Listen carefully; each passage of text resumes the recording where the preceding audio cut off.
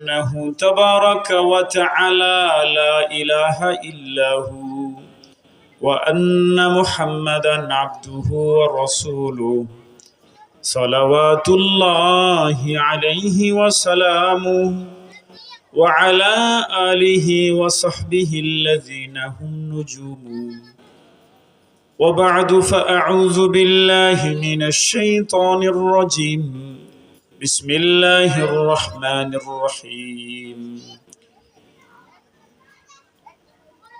اقترب للناس حسابهم وهم في غفلة معرضون آمنت بالله صدق الله مولانا العظيم درود شريف اللهم صل على محمد وعلى آل محمد كما صليت على إبراهيم وعلى آل إبراهيم إنك حميد مجيد اللهم بارك على محمد وعلى آل محمد كما باركت على إبراهيم وعلى آل إبراهيم إنك حميد مجيد আল্লাহ জাল্লা শানুহুর শাহী দরবারে অসংখ্য শুকরিয়া। আল্লাহ রব্বুল আলামিন আমাদেরকে একটি দ্বীনি মজমায় আসার বসার তৌফিক দিয়েছেন। ভগীরথপুর জামিয়া কারিমিয়া হাফিজিয়া মাদ্রাসার উদ্যোগে বার্ষিক ইসলাহি মহাসম্মেলন, আল্লাহ তাআলা এই মহাসম্মেলনকে কবুল মঞ্জুর ফরমান, বলবো আমিন। আল্লাহ তাআলা এই মহাসম্মেলনের উসিলায় মাদ্রাসা এবং এলাকাবাসীর জন্য ভরপুর উপকার প্রদান করেন, বলবো আমিন। একটু জিকির করে নেই, মনটা যেন নরম হয়, দ্বীনি কথা যেন শোনা যায়।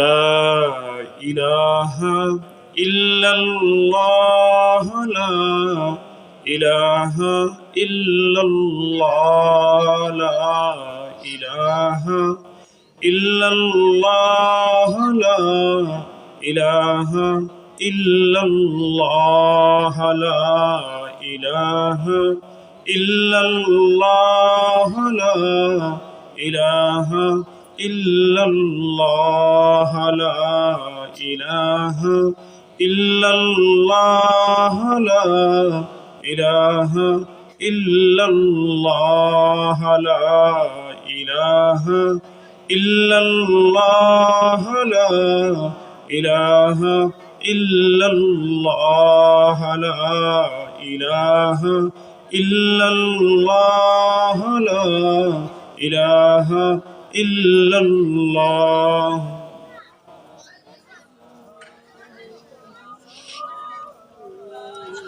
লা ইলাহা ইল্লাল্লাহ লা ইলাহা ইল্লাল্লাহ লা ইলাহা ইল্লাল্লাহ লা ইলাহা ইল্লাল্লাহ লা ইলাহা ইল্লাল্লাহ লা ইলাহা ইল্লাল্লাহ লা ইলাহা ইল্লাল্লাহ মুহাম্মাদুর রাসূলুল্লাহ সাল্লাল্লাহু আলাইহি ওয়াসাল্লাম।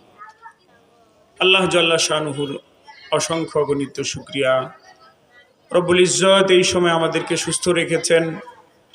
ঠিক এই সময়টায় বিভিন্ন হসপিটালে অনেক মানুষ, কেউ নিজের মা বাবাকে নিয়ে দৌড়াইতেছে, কেউ নিজেই কাতরাইতেছে, কেউ নিজের আত্মীয় স্বজন নিয়ে বিভিন্ন জায়গায় পেরেশানিতে আছে।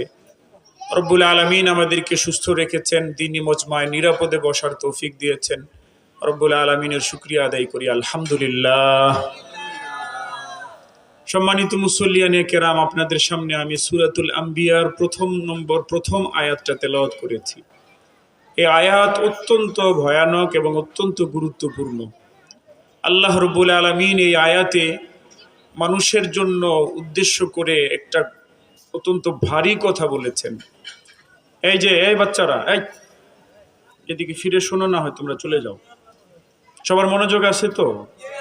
আল্লাহ রাব্বুল আলামিন সূরাতুল আম্বিয়ার প্রথম আয়াতটাতে খুব ভারী এবং খুব ভয়ানক একটা কথা বলেছেন।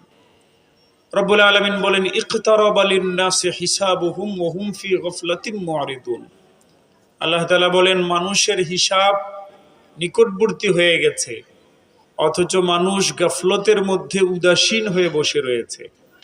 মানুষের হিসাব নিকটবর্তী, কিন্তু মানুষগুলা গাফলতের মধ্যে, উদাসীনতার মধ্যে অমনোযোগী হইয়া মুখ ফিরাইয়া বসে রয়েছে। এদের খেয়াল হচ্ছে না যে নিজের হিসাব নিকটবর্তী হয়ে গেল। এই যে এই কথাটার দুইটা অর্থ হইতে পারে। একটা অর্থ হইল মানুষের মৃত্যু নিকটবর্তী, অথচ মানুষ খেলতামাশায় মত্ত থাকে, মানুষ টিভি দেখতে থাকে, মানুষ ফুটবল খেলায় বুঁদ হইয়া থাকে, মানুষ ক্রিকেট খেলায় বুঁদ হইয়া থাকে। মানুষের মেয়ের বিবাহের সময় মানুষটাকে বোঝা যায় না সে মরবে কিনা, মানুষের ছেলের বিবাহের সময় বোঝা যায় না সে মরবে কিনা, মানুষটা যখন ব্যবসা করে বোঝা যায় না সে মরবে কিনা, মানুষটা যখন ক্ষেত খামারে যায় বোঝা যায় না সে মরবে কিনা, মানুষটা যখন শ্রমিক হয় বোঝা যায় না সে মরবে কিনা, মানুষটা যখন মালিক হয় বোঝা যায় না সে মরবে কিনা। মানুষ যেই লাইনে যেই জায়গায় কাজ করতে যায় এমনভাবে কাজকর্ম করে মনে হয় যেন সে মরবে না, টেনশন মুক্ত, একদম বেখেয়াল থাকে। আল্লাহ রাব্বুল আলামিন বলেন অথচ তার হিসাব নিকটবর্তী হয়ে রয়েছে, নিকটবর্তী হয়ে রয়েছে। একটা মানুষের ব্যাপারে ধরেন ফয়সালা হইল যে তুমি এই মাসের আজকে 22 তারিখ, তো আগামী মাসের 22 তারিখে তোমাকে ফাঁসি দেওয়া হবে। আচ্ছা, রাষ্ট্রীয়ভাবে ফাঁসি দেওয়ার সিদ্ধান্ত থাকলে রাষ্ট্রপতির কাছে নাকি প্রাণ ভিক্ষা চাওয়া যায়। প্রাণ ভিক্ষা চাইলে নাকি রাষ্ট্রপতি ফাঁসির যে সাজা এটা মওকুফ করে দিতে পারে। বলে যে না, এই লোকের ক্ষেত্রে ওইটাও শেষ, প্রাণ ভিক্ষা চাওয়া হয়েছিল কিন্তু এটা কবুল হয় নাই, গ্রহণ করা হয় নাই। এর মতলব হইল এই লোকটার ফাঁসি নিশ্চিত আগামী মাসের 22 তারিখে, 1 মাস সময় আছে। বলেন তো যেই ব্যক্তির 1 মাস সময় আছে মাত্র হায়াতের, সে জানে 1 মাস পরে তাকে ফাঁসি দেওয়া হবে। এবার বলেন তো এই 1 মাসে এই ব্যক্তি প্রচুর পরিমাণে টিভি দেখবে? কথা তো কন না। এই লোকটা 1 মাস পর্যন্ত প্রচুর পরিমাণে ঘুষ নিবে, এই লোকটা 1 মাস পর্যন্ত প্রচুর পরিমাণে সুদ নিবে, এই লোকটা 1 মাস পর্যন্ত প্রচুর পরিমাণে খুন খারাপি করবে, এই লোকটা 1 মাস পর্যন্ত প্রচুর পরিমাণে জিনা ব্যভিচার করবে, এই লোকটা 1 মাস পর্যন্ত প্রচুর পরিমাণে মদ গাঁজা খাবে। একদম লোকটা ভয় পেয়ে যাবে, সে প্রত্যেকটা দিন গুনতে থাকবে তার তারিখ, 1 মাস কবে শেষ হচ্ছে। এবার আমার ভাইয়েরা একটা প্রশ্ন করি, বলেন আমাদের মৃত্যুটা কি এমন 1 মাস পরেই হতে পারে না এখন হইতে পারে? জোরে কন। সুতরাং একটা কথা, জিকির যেমন বারবার বারবার বারবার বারবার বারবার বলে দিলের ভিতরে আল্লাহকে বসাইতে হয়, একটা কথাও বারবার বলা দরকার, প্রত্যেক দিন শোয়ার আগে দিয়া। হ্যাঁ, ওই বিল্ডিংয়ে, যে বিল্ডিংটা আপনি আপনার নিজ হাত দিয়ে বানাইছেন খুব উন্নত করে, ওই ডুপ্লেক্স বাড়িটাতে, ওই বাড়ির ওই বেডরুমে, যে বেডরুমের পেইন্ট আপনি নির্বাচন করেছেন কোন কালার হবে, ওই বেডরুমে যে বেডরুমের খাটটা আপনি চয়ন করে এনেছিলেন, ওই বেডরুমে, যেই বেডরুমে আপনার পাশে আপনার এমন সুন্দরী স্ত্রী বসবাস করে যার দিকে তাকাইলে আপনি সবকিছু ভুলে যান, আপনার ওই বেডরুমে, যেই বেডরুমের কোনায় কোনায় আপনার কলিজার মতো সুন্দর বাচ্চাটা দৌড়াইতে থাকে, ওই জায়গা আপনার একটা কথা বারবার বারবার বলতে হবে। কি কথাটা আমার সাথে এখন বলেন, চলেন। মউত, এখন বলেন মউত, মউত, মউত, মউত, এটা বসাইতে হবে দিলে। একটা গাঞ্জাখোর গাঞ্জা এই জন্য খায়, এই গাঞ্জাখোর নিজের মউতকে ভুলে গেছে। একটা মদখোর এই জন্য মদ খায়, সে মদখোর ভুলে গেছে তার মৃত্যু হইতে পারে। একটা জিনাকারী এই জন্য জিনা করছে, এই সময়টা সে মৃত্যু স্মরণ রাখে নাই। একটা পতিতালয়ে গমনকারী দুশ্চরিত্র লোকটা এই জন্য বেশ্যাখানায় গেছে, সে মৃত্যুকে ভুলে গেছে। চাঁদাবাজি করনেওয়ালা গুন্ডাটা এই জন্য চাঁদাবাজি করে, সে মৃত্যুকে ভুলে গেছে। অন্যের জমি দখলকারী লোকটা এই জন্য জমি দখল করে, সে মৃত্যুকে ভুলে গেছে। মৃত্যুর কথা হলো এমন এক ওষুধ যেটা স্মরণ হইলে সব ঠিক হয়ে যাবে। সুবহানাল্লাহ কোন। 1 মাস সময় আছে, আগামী মাসের 22 তারিখে লোকটার সব সংশোধন হয়ে যায়। এ লোকটা রাত্রের বেলা কাঁদতে থাকে, এ লোকটা জেলখানায় থাইকা নিজের চোখের পানি ফেলাইতে থাকে, এই লোকটা আর দাড়িতে হাত দেয় না, এই লোকটা এই কয়েকদিন যা পারে সূরা কেরাত মুখস্থ করে এই লোকটা তাহাজ্জুদের সময় তার ঘুম ভেঙে যায়। আমার তাহাজ্জুদের সময় কেন ঘুম ভাঙে না? কারণ আমি মউতকে ভুলে গেছি, মউতকে ভুলে গেছি। রব্বুল আলামিন তার বান্দাদেরকে সচেতন করার জন্য সূরাতুল আম্বিয়ার শুরুতে জন্য বলেন, ইকতারাবা লিন-নাসি হিসাবুহুম ওয়া হুম ফি গাফলাতিন মুরিদুন। মানুষের হিসাব নিকটবর্তী, কিন্তু মানুষ গাফেল হয়ে বিমুখ হয়ে বসে রয়েছে। হিসাব খুব নিকটবর্তী। আর এই জামানায় মউত তো অনেক স্বাভাবিক ব্যাপার। আমার কাছে একটা কথা খুব আশ্চর্য লাগে। এই জামানায় অনেক মানুষ, একজন লোক অ্যাক্সিডেন্ট থেকে বাঁচা গেছে একবার, দুইবার, তিনবার, তো বলে হারিয়ে লোকটা মরতে মরতে বাঁচা গেছে। আশ্চর্য, লোকটা জানেই না যে মরতে মরতে বাঁচা যায় কেমনে, বাঁচতে বাঁচতেই তো মরে যাবে। আর এই জামানায় মৃত্যু তো এত সহজ। আপনি রাস্তায় বের হইছেন না, আপনার একটা গাড়ি পিচ্ছা চলে যাবে, বিচার হবে না এই বাংলাদেশে। আপনি এক জায়গায় আসেন না, আপনাকে গুলি করে চলে যাবে, কোনো বিচার হবে না। আপনাকে একজন যে কোনো সময় মেরে ফেলতে পারে। এই জমানায় মউত তো একদম সহজ। বরং এগুলা না, আমি আরেকটা আশ্চর্য কথা আপনাদেরকে শোনাই। এই যে বাজার থেকে যে তাজা তাজা সবজি এনে খান আপনারা, এই যে তাজা তাজা ফলমূল এনে খান, এগুলা খাইয়েও মানুষ মরে যাইতেছে, এবং সহজ মৃত্যু, সহজ। আমি এর জন্য আপনাদেরকে বৈজ্ঞানিক একটা তথ্য শোনাই, মনে পড়ছে, মৃত্যু নিকটবর্তীর জন্য মনে পড়ছে। এই যে মাটি আল্লাহ পাকের অনেক বড় নিয়ামত। এই মাটির মধ্যে একটা বীজ শুধু ফেলায় রাখলে কিছু দিনের মধ্যে বীজটা গলে যায়, পচে যায়, সুবহানাল্লাহ। কিন্তু এখান থেকে কি সুন্দর একটা চারা হয়, এই চারাটা বড় হয়ে যায়। এই গাছটার ভিতরে তন্ন তন্ন করে তালাশ করলে একটা লাউয়ের অংশ পাওয়া যায় না। সুবহানাল্লাহ, কি এমন চিকন একটা ডগা, এটা মাটি থেকে কি এমন শক্তি পায়, কিছুদিন পরে এমন সুন্দর সুন্দর লাউ হয়ে যায়, কিছুদিন পরে এমন সুন্দর সুন্দর আম হয়ে যায়, কাঁঠাল হয়ে যায়। ঘটনাটা কি? মাটির ভিতরে আল্লাহ কি রাখছেন? একদল বিজ্ঞানীর এই কৌতূহল জাগলো। অনেক আগের কথা শোনাচ্ছি, যখন পর্যন্ত এই সারটার আবিষ্কার হয় নাই। একদল লোক জানতে চাইল যে মাটির ভিতরে কি এমন পাওয়ার আছে, যেই পাওয়ারের কারণে মাটির ভিতরে একটা বীজ ফেলায় রাখলে এত সুন্দর চারা হয়ে যায়, এত সুন্দর ফল ফসল হয়ে যায়। মাটির ভিতরে কি এমন আকর্ষণ, কি এমন পাওয়ার, শক্তি, এনার্জি আছে। এরা ল্যাবে নিয়ে গেছে মাটি, কিছু ল্যাবে নিয়ে এই মাটির মধ্যে গবেষণা করে করে মাটিকে বারবার বারবার যাচাই করে করে ধরেন কোষের মতন এক প্রকারের কিছু একটা পাইছে। এবারে বিজ্ঞানীরা এটার মধ্যে আরো অতিরিক্ত গবেষণা করে এখানে এটাকে শুধুমাত্র এমন কিছু যেটার মধ্যে মাটির গন্ধ নাই, মাটির কোনো বৈশিষ্ট্য নাই, সেটার মধ্যে এই কোষগুলা দিয়ে দেখছে ওখানেও চারা হয়। বিজ্ঞানীরা বুঝতে পারলো এই কোষটা, মাটির এই জিনিসটাই মনে হয় পাওয়ারফুল। এবার বিজ্ঞানীরা যেহেতু এটাকে আবিষ্কার করেছে, বিজ্ঞানীরা এটার একটা নাম রাখবে। যেই বিজ্ঞানী যেটা আবিষ্কার করে ওটার একটা নাম রেখে দেয়।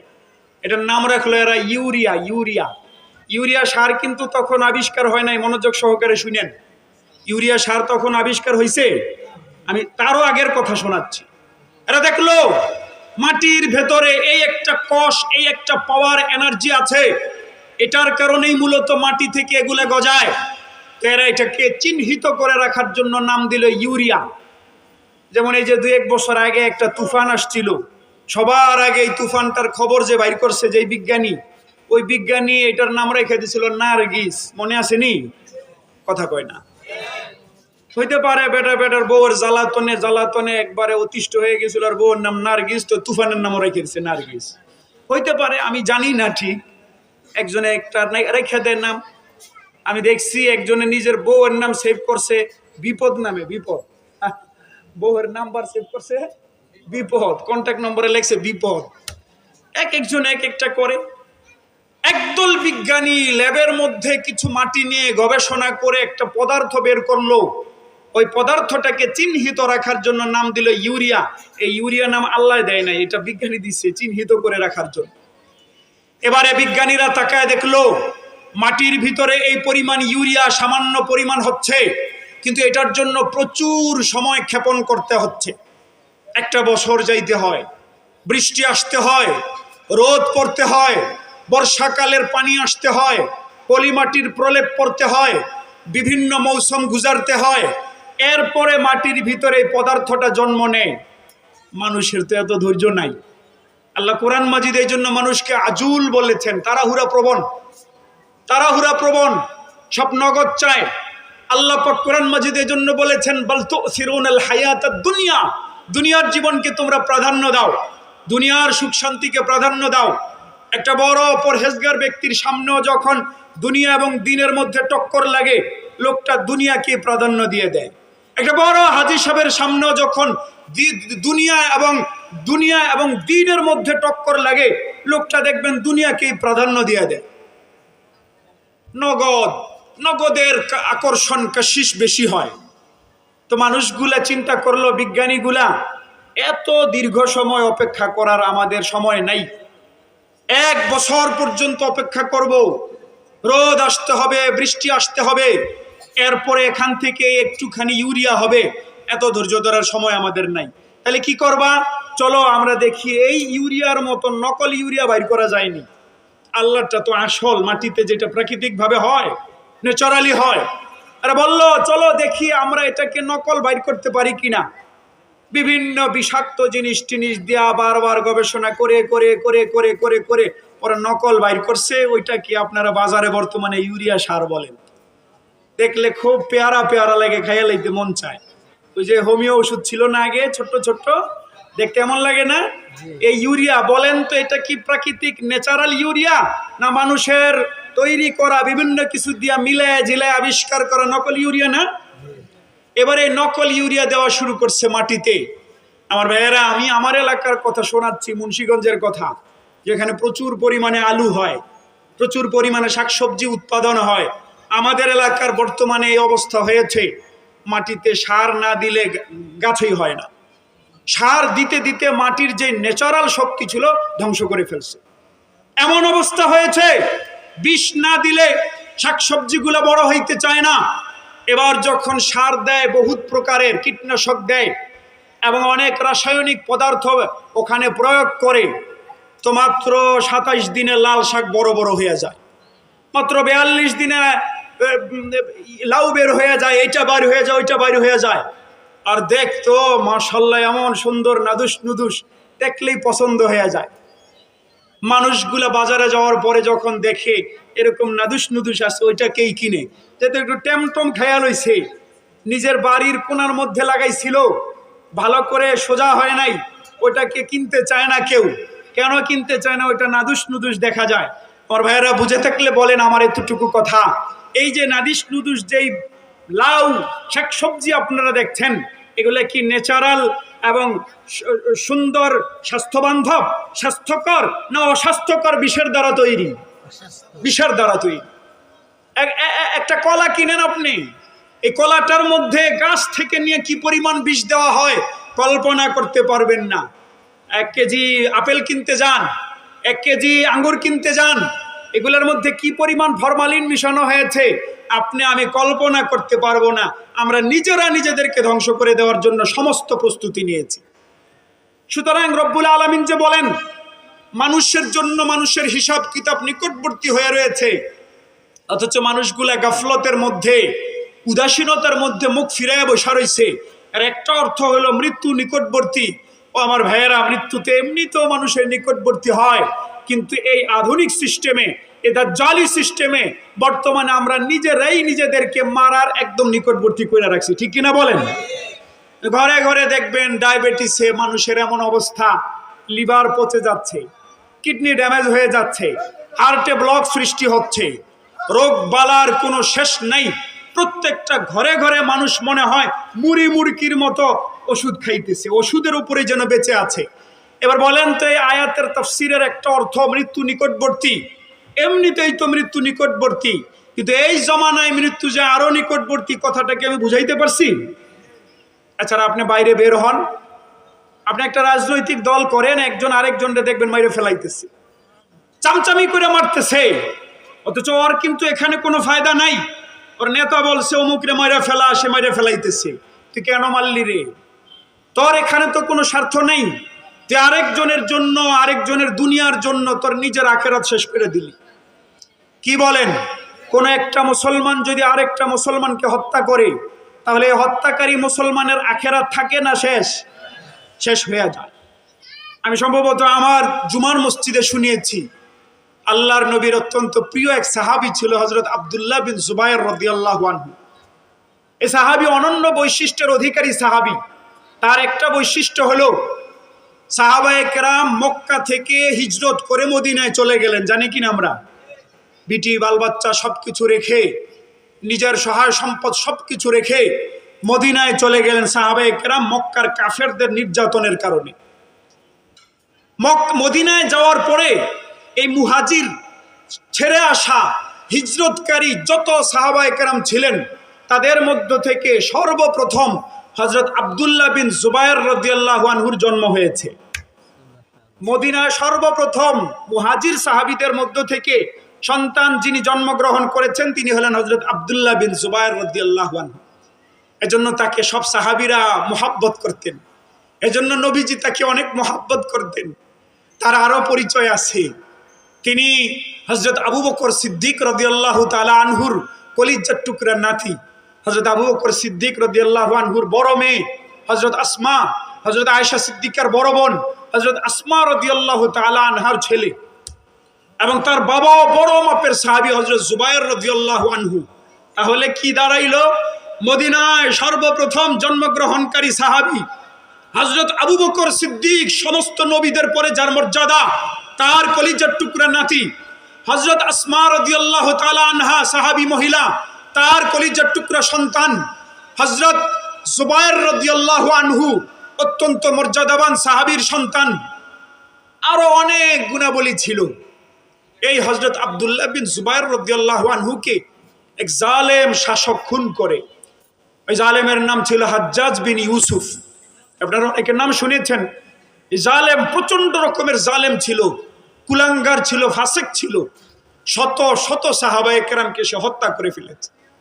কেউ তার বিরুদ্ধে কথা বললে তারে সে দুনিয়ায় রাখতো না, হত্যা করে দিত। অসংখ্য সাহাবায়ে কেরামকে এবং তাবেঈকে সে হত্যা করেছে। কিন্তু জালেম প্রত্যেক বছর আবার প্রচুর পরিমাণে হজ করত, এই জন্য এর নামই হয়ে গেছে হাজ্জাজ, মানে প্রচুর হজকারী। সুতরাং কি বোঝা গেল? আকাম কুকাম করে বারবার হজ করলেই নাজাত পাওয়া যাবে? কথা কন না তো। এই হাজ্জাজ প্রচুর পরিমাণে হজ করত, কিন্তু সে হযরত আব্দুল্লাহ বিন জুবায়ের রাদিয়াল্লাহু আনহুকে হক কথা বলার কারণে হত্যা করে নির্মমভাবে। শুধু নির্মমভাবে হত্যা করছে এমন না, আল্লাহর নবীর এই প্রিয় সাহাবীকে সে হত্যা করে মক্কার যে প্রবেশ পথ আছে, মক্কায় ঢুকতে হয় বাইরে থেকে এসে যেই রাস্তা দিয়া, ওই রাস্তার মধ্যে সে হযরত আব্দুল্লাহ রাদিয়াল্লাহু তাআলা আনহুকে শহীদ কইরা ঝুলায় রাইখা দেয়, যাতে মানুষ দেখে দেখে ভয় পায়, এরা যেন আরো ভয় পায়। এবার সে হযরত আব্দুল্লাহ বিন জুবায়ের রাদিয়াল্লাহু আনহুকে হত্যা করার পরে হযরত আব্দুল্লাহ বিন জুবায়ের রাদিয়াল্লাহু আনহুর মার কাছে খবর পাঠাইছে, হযরত আসমার কাছে। হযরত আসমাকে সে অপমান করতে চায়, পোড়া গায়ে নুনের ছিটা দিতে চায়। সে দুইটা লোক পাঠাইছে যে যাও গিয়ে আসমাকে নিয়ে আসো। হযরত আসমা রাদিয়াল্লাহু তাআলা আনহার কাছে এসে ওই দুই চামচা, জালেমের দুই চামচা এসে বলে, তোমাকে আমাদের প্রেসিডেন্ট যাইতে বলছে, আমাদের প্রধানমন্ত্রী, আমাদের শাসক তোমাকে যাইতে বলছে। আপনাদের কি ধারণা, এই মা যেই মার কলিজার টুকরা সন্তানকে মার চোখের সামনে নির্মমভাবে হত্যা করে রাস্তার মধ্যে ঝুলায় রেখে দিছে, ওই মা কি ওর কথা মোতাবেক দৌড়ে চলে যাবে? হযরত আসমা রাদিয়াল্লাহু তাআলা আনহা নিজের সবটুকু শক্তি এবং তেজ একসাথে করে বললেন, না আমি যাব না এই জালেমের কাছে। ওই দুইটা চামচা গিয়া হাজ্জাজ বিন ইউসুফকে বলল, সে তো আসতে রাজি হয় না। এবার হাজ্জাজ বিন ইউসুফ ফাসেক জালেম, সে অত্যন্ত ভারী কথা বইলা পাঠাইলো। সে দুই চামচাকে বলল, গিয়া বলো আসমাকে, সে যদি না আসে তাহলে আমি এমন লোক পাঠাবো যেই লোকেরা এই আসমা বুড়ির চুল টেন্না বুড়িরে শাসরায় শাসরায় নিয়ে আসবে। এই দুই চামচা যখন গিয়ে আবার হযরত আসমা রাদিয়াল্লাহু তাআলা আনহাকে এই অপমানজনক কথা বলে, হযরত আবু বকরের মেয়ে, হযরত নবীজির জেঠাশ, হযরত নবী করিম সাল্লাল্লাহু আলাইহি ওয়াসাল্লামের প্রিয় স্ত্রী হযরত আম্মা জান আয়েশা সিদ্দিকার বড় বোন হযরত জুবায়ের রাদিয়াল্লাহু আনহুর প্রিয় সহধর্মিণী, তিনি নিজের সবটুকু সাহস, নিজের সবটুকু তেজ একত্রিত করে অত্যন্ত শক্তভাবে পরে বললেন, তাহলে তাকে বল গিয়া যেদিন সে এমন লোক পাঠাইতে পারবে যে লোকেরা আমারে চুলে ধরে শেষরায় নিয়ে যাবে, আমি ওদিনই যাব, ওই জালেমের সামনে আমি যাব না। আল্লাহু আকবার। চামচা দুইটা গিয়া তাকে শোনাইলো। শোনানোর পরে এবার জালেমের আর সাহস হয় নাই, আল্লাহর নবীর মহিলা সাহাবীকে সে চুলে টেনে আনাবে, এই সাহস জালেমের হয় নাই। এই জালেম নিজেই আসছে হযরত আসমা রাদিয়াল্লাহু তাআলা আনহার কাছে, এসে বলছে, বুড়ি তুমি তোমার ছেলের মতন এই তেজ দেখাইতেছো, তোমার ছেলে তেজ দেখাইছে না, মারা পড়ছে না? আমি মূলত তোমারে ডাকছিলাম তার ব্যাপারে মন্তব্য জানতে। তোমার ছেলেরা তো তুমি বারণ করো নাই, ফিরায় রাখো নাই, এই যে আমার বিরুদ্ধে দাঁড়াইছে, এখন চলে গেছে না, মারা পড়ছে না, তার ব্যাপারে মন্তব্য জানতে চাই। এবার হযরত আসমা রাদিয়াল্লাহু তাআলা আনহা নিজের চোখের দুই চোখের পানি মুছে নিজের সবটুকু সাহস এবং তেজ একত্রিত করে বললেন, জালেম, তুই আমার মন্তব্য জানতে চাচ্ছিস? তাহলে শুনে রাখ, আমার ছেলের এই দুনিয়ার জীবন, তুচ্ছ জীবন তুই শেষ করে দিছস, কিন্তু মনে রাখিস আমার ছেলে তার আখেরাত শেষ করে দিছে। আল্লাহু আকবার। আখেরাত শেষ তো। ঠিক এই কথাটা, এই ঘটনাটা যেন কিয়ামত পর্যন্তের জন্য সমস্ত খুনিরা স্মরণ রাখে, সমস্ত গডফাদাররা স্মরণ রাখে। আল্লাহর কোন বান্দাকে, নবীজির প্রিয় কোন সাহাবীকে তুমি মারতেছো, হত্যা করতেছো, হুটহাট কারণে জমি নিয়ে লাগছে তো মাইরে ফেলাইতেছে, রাজনীতি নিয়ে লাগছে তো মাইরে ফেলাইতেছে, শুধু কথার কারণে একজন আরেকজনকে মাইরে ফেলাইতেছে, এটাও কিয়ামতের আলামত। কিয়ামতের আগে দিয়ে হত্যা বেড়ে যাবে। কিন্তু এই বিষয়টা কত বড় ভারী, এর জন্য আমি আপনাদেরকে আরেকটা কথা শুনাইতে চাই। একজন মুসলমানকে হত্যা করা কত ভারী। আমার ভাইয়েরা বলেন তো, কোনো বাবা মার একটা ছেলে যদি দুষ্ট হয়, এই দুষ্ট ছেলেটাকেও যদি আরেকজনে নির্মম ভাবে মাইরা ফেলায়, এই বাবা মার কলিজাটা, মানে কলিজা কি সইবে, বরদাস্ত করতে পারবে? মা বাবার কলিজাটা ছিঁড়া যাবে। দুষ্ট ছেলে কিন্তু এরপরও যদি নির্মম ভাবে কেউ হত্যা করে ফেলায়, মা বাবা এটা বরদাস্ত করতে পারে না। আমার ভাইয়েরা মনে রাখেন, এই দুনিয়ার মুসলমানরা যে যত পাপী হোক, আল্লাহর নবী তার উম্মতকে ভালোবাসেন। আল্লাহর নবী মার চাইতে তার উম্মতকে ভালোবাসেন। আপনারা ওই হাদিস শুনেন নাই? হাসরের মাঠ থাকবে, পিন পতন নীরবতা থাকবে, ওই মাঠে কেউ কথা বলতে পারবে না। প্রত্যেক ব্যক্তি নফসি নফসি করে নিজের চিন্তা করে করে পেরেশান থাকবে। ওই সময়টায় সমস্ত নবী রাসূল পর্যন্ত কম্পমান থাকবে, সমস্ত ফেরেশতারা কম্পমান থাকবে। জাহান্নাম নামক গর্ত, যেই গর্তের মুখ থেকে একটা পাথর ফেলা হইলে 70 বছর লাগে তলায় যাইতে, ওই জাহান্নাম নামক গর্তটাকে 70,000 শিকল লাগানো হবে। প্রত্যেকটা শিকলে 70,000 ফেরেশতা থাকবে। টেনে টেনে জাহান্নামটাকে হাসরের মাঠের পাশে আনা হবে, বাম পাশে। জাহান্নাম থেকে এমন গর্জন আসতে থাকবে, মানুষগুলার কলিজা শুকায়া যাবে, মানুষগুলা পেরেশান হয়ে যাবে। ওই সময়টায় দৌড়ে দৌড়ে এক এক নবীর কাছে যাবে, মানুষগুলা দৌড়ে এক নবীর কাছে যাবে। তো ওই নবী বলবেন আমার কাছে না, অমুক নবীর কাছে যাও। অমুক নবী বলবেন অমুক নবীর কাছে যাও, অমুক নবী বলবেন অমুক নবীর কাছে যাও। এইভাবে বলতে বলতে হাসরের মাঠের মানুষগুলা একটা জায়গায় যাইতে থাকবে। গিয়া দেখবে ওই জায়গায় একটা লোক সেজদায় পড়ে রয়েছে। লোকটা সেজদার ভিতরে উবুত হয়ে পড়ে রয়েছে। ওই লোকটা সেজদার মধ্যে পড়ে খালি গুঙাইতেছে। ও ভগীরথপুরের মুসলমান, জানেন গুঙানি থেকে কি আওয়াজ আসবে? গুঙানি থেকে আওয়াজ আসতে থাকবে, রব্বি হাবলি উম্মতি,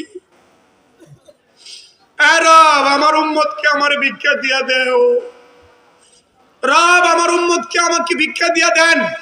সেজদায় পড়ে লোকটা কান্না করতে থাকবেন, গুঙাইতে থাকবেন। গুঙানি থেকে উম্মতি উম্মতি আওয়াজ আসতে থাকবে। মুসলমান, কি পরিমাণ ভালোবাসলে দয়ার নবীজি ওই সময় সেজদায় পড়ে আপনার জন্য কাঁদতে থাকবেন। নবীজি অজু করছেন, অজু করার পরে কাঁদতে থাকেন। সেই জমানার কথা বলছি, আজ থেকে 1500 বছর আগে, যখন আপনাদের জন্ম হয় নাই। নবীজি অজুর পরে হঠাৎ করে হু হু করে কান্না করেন। সাহাবায়ে কেরাম এটা বরদাস্ত করেন না, তাদের সামনে নবীজি কান্না করবে।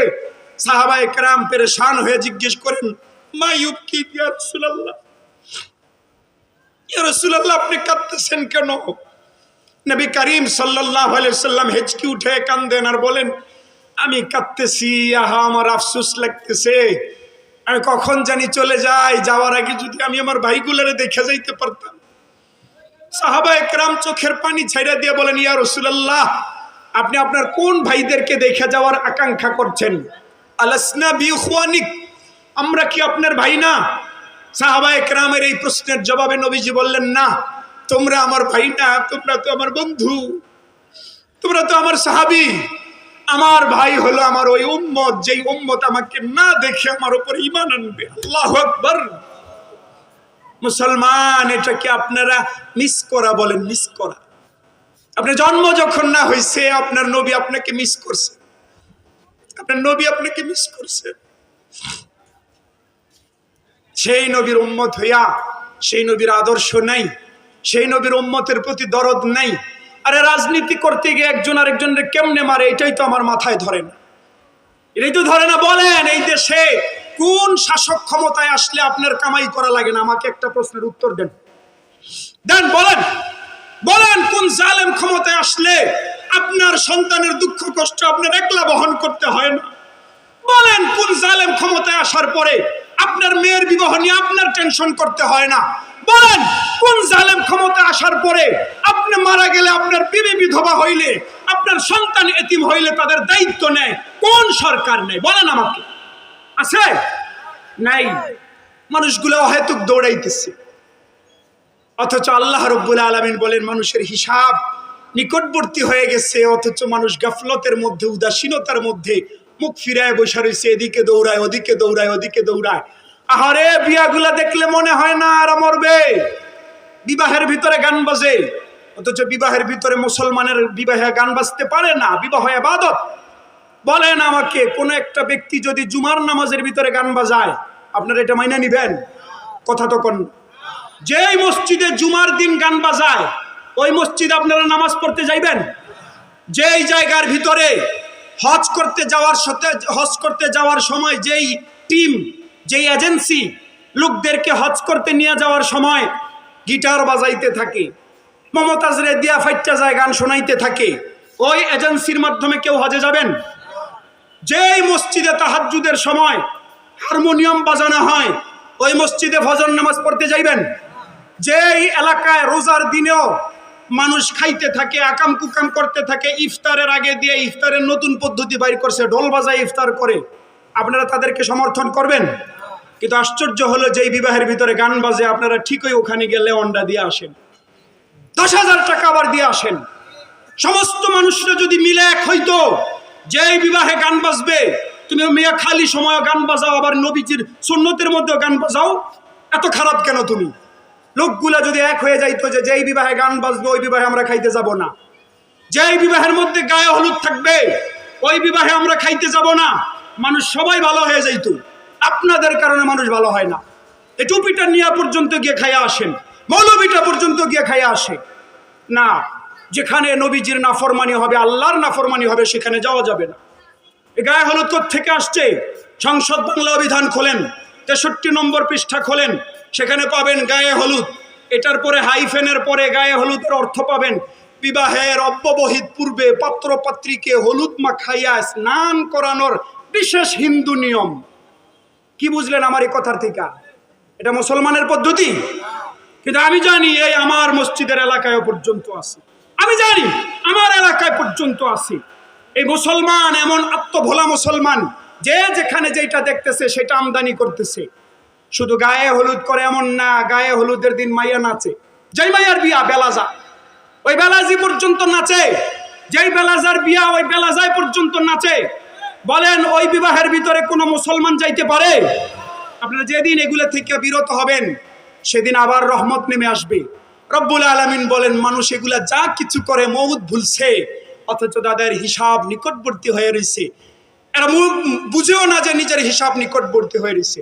একটা হাদিস শুনে শেষ করছি।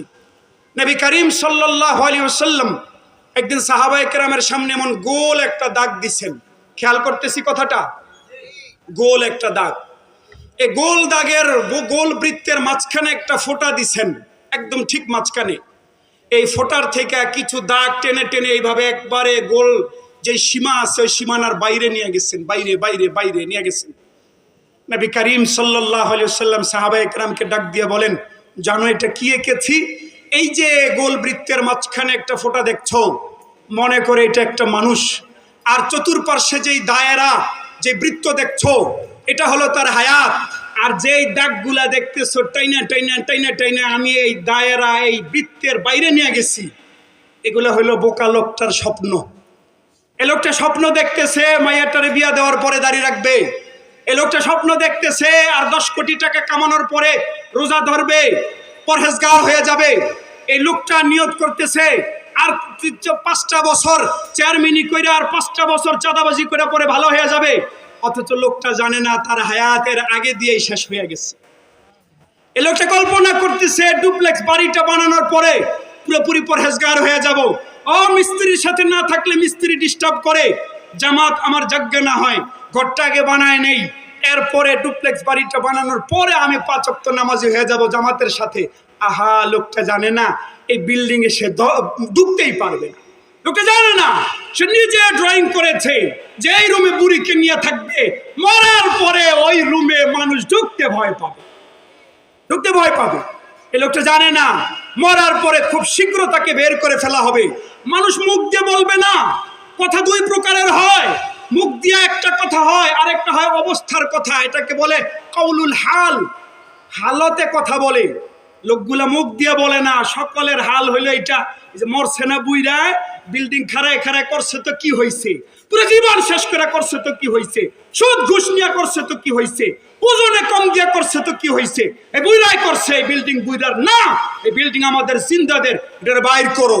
বাইর না করলে কয়েক ঘন্টায় ফুলে যাবে, কয়েক ঘন্টায় ফাইটে যাবে, আর ভেতর থেকে গান্দা বের হবে, আমাদের বিল্ডিং এই বুইরা নষ্ট করে দিবে। তাড়াতাড়ি পোতার ব্যবস্থা করো। এটা অবস্থা বলে মানুষ বুঝে না। রব্বুল আলামিন বলেন ইকতারাবা লিন্নাসি হিসাবুহুম ওয়া হুম ফি গাফলাতিন মুরিদুন। হিসাব নিকটবর্তী, মানুষ গাফলতের মধ্যেই ডুবে আছে। 2 নম্বর অর্থ হলো কিয়ামত নিকটবর্তী। এখানে অনেক কথা আছে, আমি শোনাই, সবসময় শোনাই, আরেক মজমায় শোনাবো। আল্লাহ তাআলা আমাদের সবাইকে নিজের মউত স্মরণ করার তৌফিক দান করেন। রাজনীতি নিয়ে একজনের মাইরা ফেলার তৌফিক দান করেন। এটা আমিন কইছে কয়েকজনে। এই 200 টাকা 300 টাকার লাইগা, পচা একটা সিঙ্গারার লাইগা সারাদিন গাধার মতো চেঁচানোর তৌফিক দান করেন। কয় না তো কিছু। আল্লাহ তাআলা আমাদের বাঁচার তৌফিক দান করেন। আমিন। ও সাল্লাল্লাহু তাআলা আলা খায়রি খালকি মুহাম্মদ ওয়া আলিহি ওয়া সাহবিহি।